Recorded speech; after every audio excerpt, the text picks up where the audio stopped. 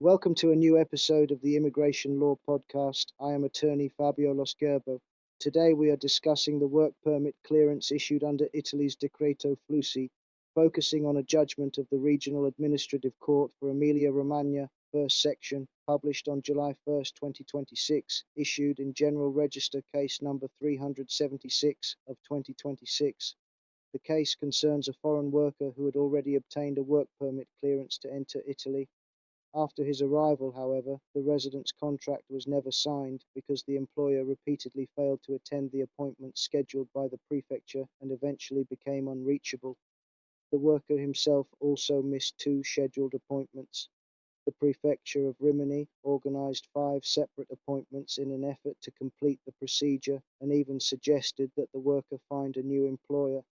However, no replacement employer was identified within a reasonable time, and the work permit clearance was ultimately revoked.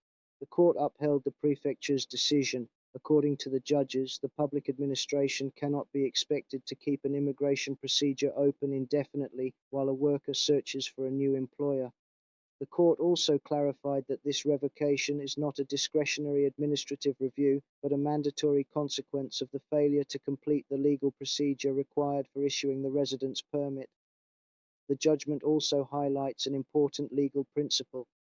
A work permit clearance may be revoked not only in cases involving fraud or forged documents, but also whenever the legal requirements for the worker's admission and employment are no longer satisfied, including the employer's actual ability to fulfill the obligations arising from the employment relationship.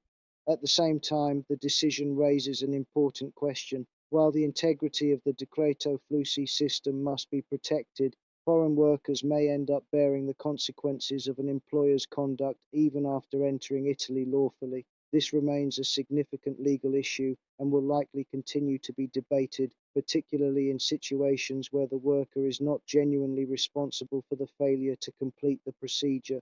Thank you for listening to this episode of the Immigration Law Podcast. I am attorney Fabio Losgerbo, and I look forward to welcoming you to our next episode covering the latest legal developments, court decisions, and legislative changes in Italian immigration law.